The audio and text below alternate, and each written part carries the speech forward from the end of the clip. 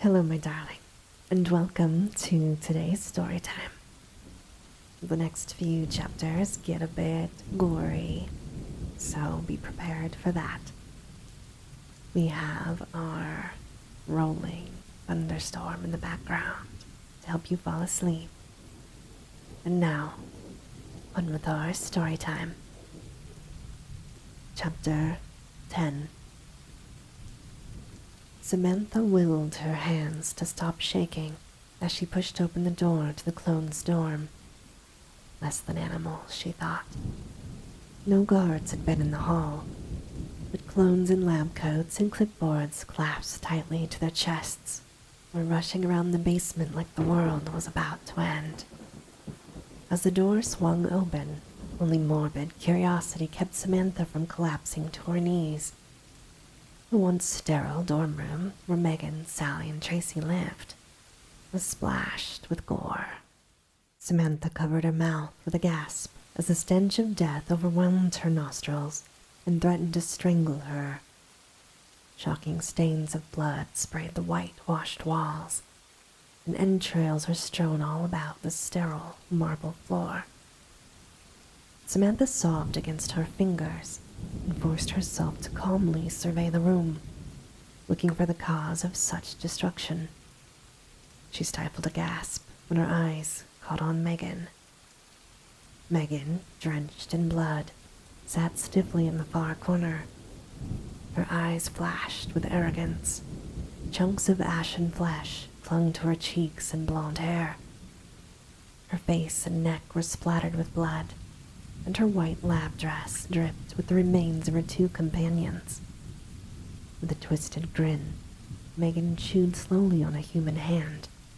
Bones cracked, and bits of flesh fell from her lips as she gnawed. Her teeth savagely tore the soft, fleshy part between the thumb and first finger, and she pulled off a long strip, lifting it from her chin with delicate fingers. Megan eyed Samantha for a long moment before lifting her head and slurping down the flesh in a long swallow.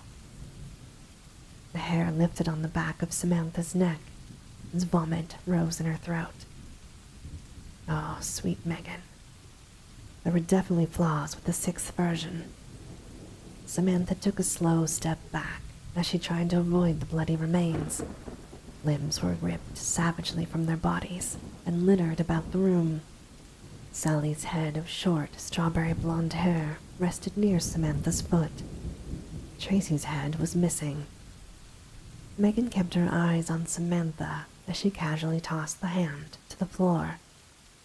"Oh, good morning, Doctor," she said pleasantly.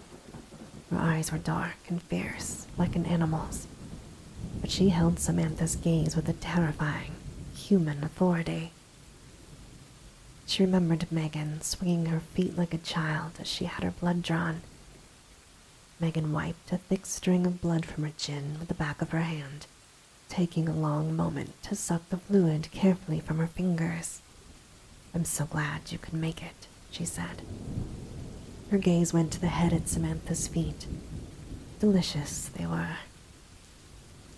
Fighting the bile in her throat, Samantha hastily stepped back, stumbling on a mutilated leg before managing with a short scream to slam the door closed. Shaking, she pushed her shoulder up against the door, peeking through the small window to see Megan coming forward. The grin on Megan's face made Samantha want to shriek. She felt herself panicking, a wail escaping her lips as she ran her fingers down the door for the lock. She fumbled with the mechanism. With a cry of relief, the bolt clicked into place, and she dropped quickly to the floor. Samantha lay panting on the cold marble, swallowing back the vomit in her mouth. "Too bad you couldn't stay," Megan's voice called from behind the door. The cackle that came next had Samantha shivering. Frantic moans escaped her as she took off at a crouch, running as fast as her legs would take her. Samantha ran down the halls as fast as she could, fighting the terror rising inside her. She couldn't stop shaking. She knew this would happen, and corporate hadn't listened. They had insisted she was a fool. They had insisted that her research was flawed. With a furious growl, she grabbed the knob on Mark's office door, rushing through without even caring as to what he was doing inside. She snarled a curse at him, leaning aggressively across his desk. He sat calmly, watching her pant and get her breath back. He smiled, gesturing for her to take a seat. "Problem, Sam?" Samantha glared at him, ignoring the chair. "I told you," she yelled. Tears ran down her cheeks, but she didn't care what he saw. Megan killed and ate Sally and Tracy. Mark clasped his hands across his stomach, leaning back in his chair as if he were discussing what they would be having for lunch. "And?" he asked. "Did you hear me, Mark? They're dead. Megan ate them. Megan ate them, and she was proud of doing it." Mark raised an eyebrow. "How unfortunate." He watched Sam closely. "Have you seen a jump drive that has the IntelliInc logo on it?" Samantha frowned. "What on earth are you talking about?" "A missing jump drive," he said. "Have you seen it?" Samantha remembered putting it in her breast pocket, but she kept her eyes steadily on his. Now she knew whose it was. "Are you seriously worried about a stupid jump drive when your project has just failed?" Mark waved a hand, as if unconcerned. "Please, stop with the dramatics, Sam. A few clones reacted badly to it, that's all. It happens in all studies. Every experiment has its casualties. People die. Animals die. The clones matter even less. They're property. That's it. Not human. You should know that as well as I. In fact, I'm surprised at your reaction, Sam." She let out a furious growl. He continued. "The last clones we implanted did the same. Now we know." "Why don't you care?" she asked. "You used to date these women. You slept with them. You kissed them at my dinner table. You really expect me to believe you don't care about their deaths?" Mark shrugged, putting his feet up on the desk. "I slept with the originals. They were human then. You're missing the point here, Sam. Clones aren't human. They have no more rights than the rabbits we test on every day." He chuckled. "Actually, the rabbits have more rights. That's the bottom line here. You never seemed to care when our test animals died. They died all the time. This isn't new." His eyes turned dark. "Get a grip, Sam." Suddenly exhausted, Samantha let out a sigh and slumped into the chair across from him. She wanted to scream at him, but she realized she was being overdramatic. She was looking at this as if Megan, Sally, and Tracy were human. But they weren't. She knew that. They were clones. Mark dropped his feet heavily to the floor and leaned across the desk. "Look," he said, "I suggest you go home early today, Sam. Forget what you saw. It's no longer your concern. I'll have some guys take care of the mess downstairs and everything will be back to normal in the morning. When you return, I'd like to see your lab results." He grinned at her.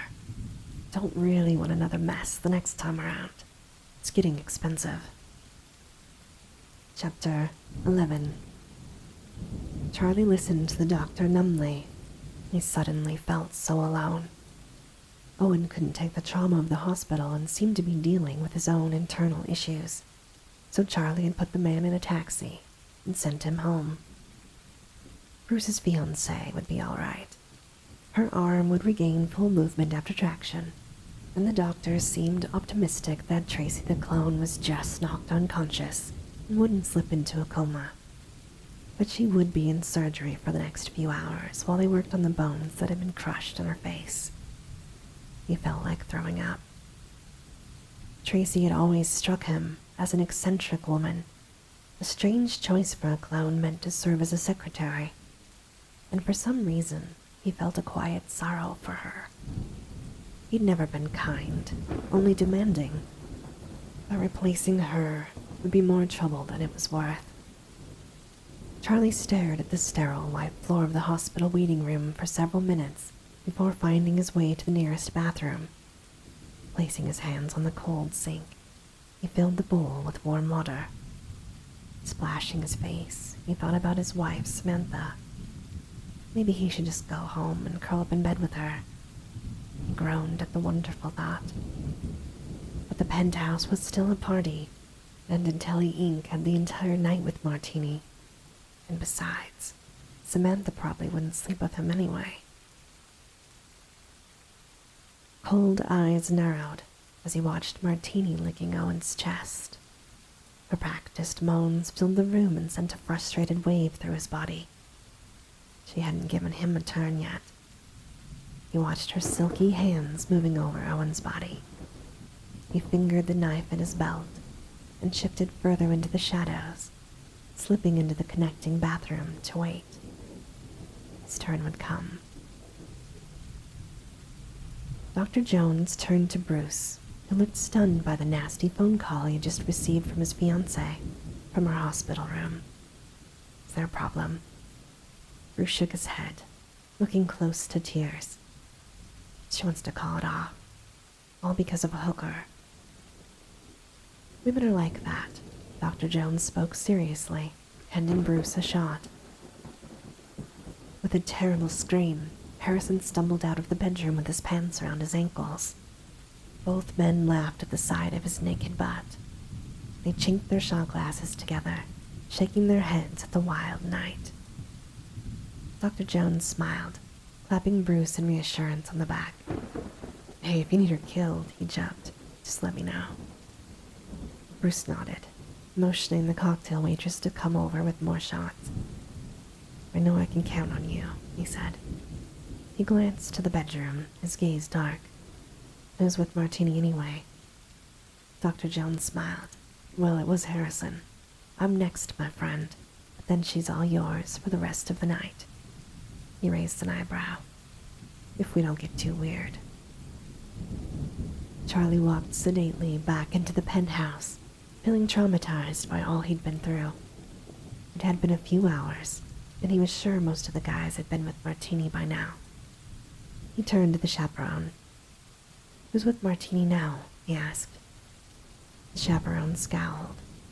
Last I saw, it was the boss.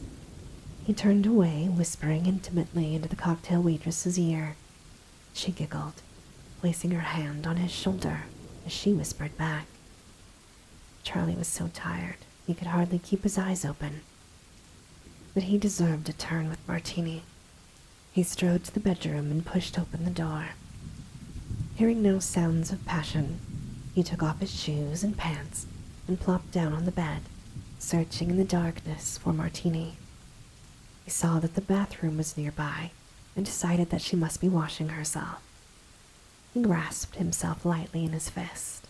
He might as well get ready for her. Several minutes passed and he yawned in annoyance. It wasn't her job to waste time while he was waiting for her. He glanced to the bathroom. Why wasn't she back by now? Martini, he called out. Time's a-wastin', darlin'. When she didn't answer, he groaned in frustration. She had probably fallen asleep in the bathroom. He rolled his eyes, called her name again. He slid to the side of the bed and placed his feet on the floor, intending to go get her. He paused. It was wet, sticky, almost warm.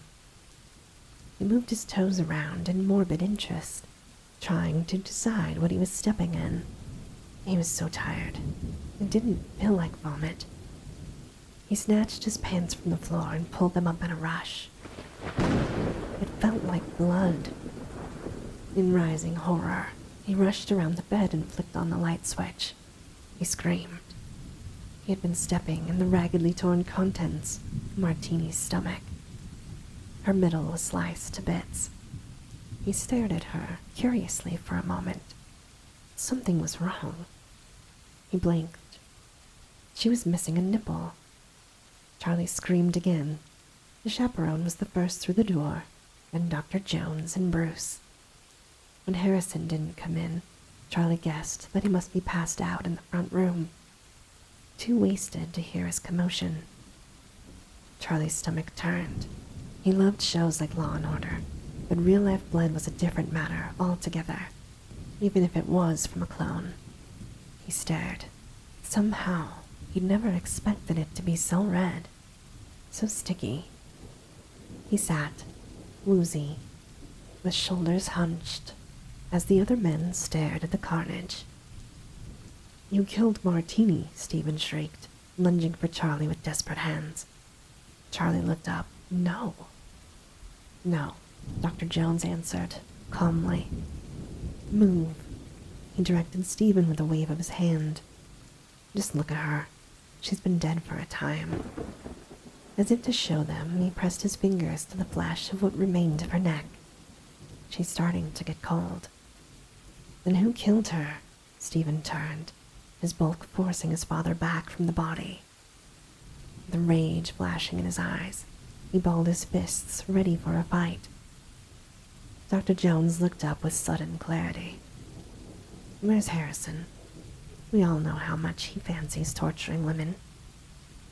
As one, the men raced from the room to find Harrison.